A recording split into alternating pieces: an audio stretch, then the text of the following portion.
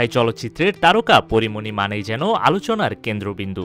কখনো সিনেমা দিয়ে, কখনো ব্যক্তিজীবনের নানা গুঞ্জনে তিনি থাকেন শিরোনামে। দীর্ঘ এক দশকের কেরিয়ারে প্রেম, বিয়ে ও সম্পর্ক নিয়ে তাকে ঘিরে যত খবর, তার অর্ধেকই রহস্যে ঢাকা।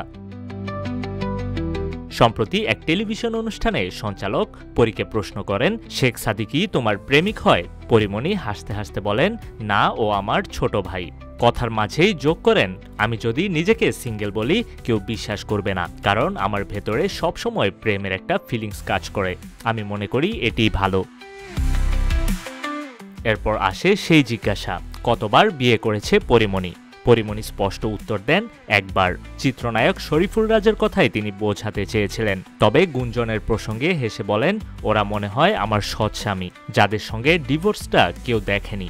কথার ভঙ্গিতে মজার ছলে হলেও ঝলমলে পর্দার আড়ালে যে কত গল্প রয়েছে তা যেন বোঝা যায় এই মন্তব্যে।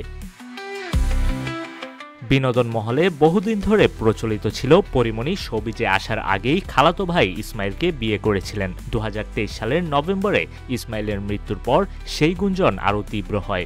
এই প্রশ্নে অভিনেত্রী নিজেই স্বীকার করে বলেন, হ্যাঁ, সে আমার সৎ স্বামী ছিল।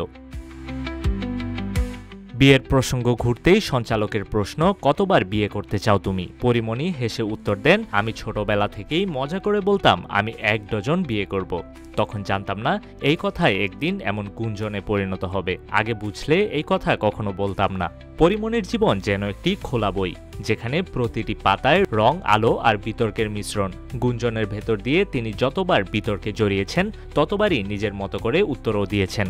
খালাতো ভাই থেকে 1 ডজন বিয়ের মজা, সব মিলিয়ে পরিমণির জীবন এখনো একটি সিনেমাটিক স্ক্রিপ্টের মতো, যার প্রতিটি অধ্যায়েই চমক লুকিয়ে রয়েছে।